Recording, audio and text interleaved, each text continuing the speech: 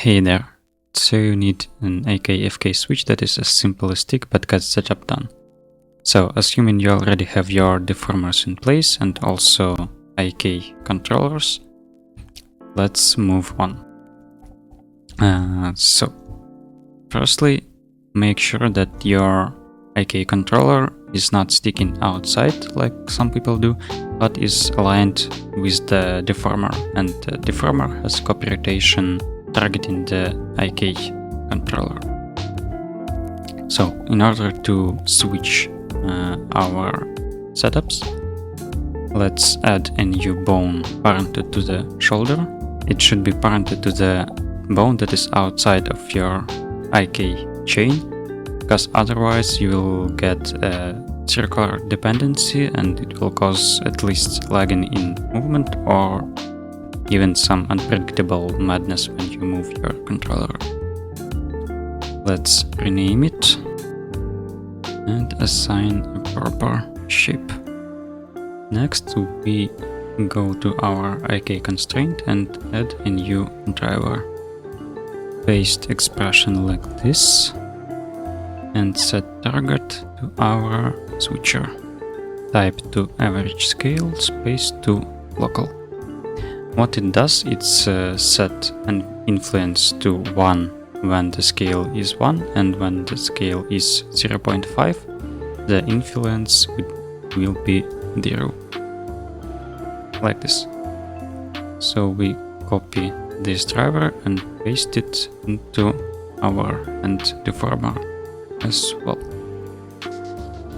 And now we have one bone that is controlling the switching between IK and FK.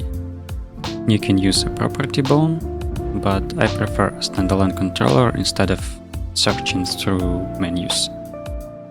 Now we can symmetrize everything, but don't forget to add drivers to the opposite side. You can copy it from here, paste in here, and edit and change target to the dedicated controller. Copy it from here and paste into the hand. And now let's see how to actually use this setup. We have this sort of animation, and when we need a transition, we scale our controller switcher to 0.5 and go to the timeline and change the interpolation type to constant. This way you only need one keyframe in order to make transition like instant. Now we go to the previous frame, select our deformers and use visual location and rotation. In order to see this menu, you probably need to go to preferences and look for insert keyframe menu. It's not on I by default, and there you will find visual location and rotation. We can move this keyframe back to the 12, and as you can see, there is no jumping or any artifacts that would be visible in the animation. And when you need to go back from FK to IK, you can select the hand deformer first, then IK controller second, press Ctrl-Shift-C, use copy transforms, apply it with Ctrl-A, and don't forget to insert a keyframe for the controller. Now we can change the mode of the rig, and the only manual part, we need to align the ball target to match the animation.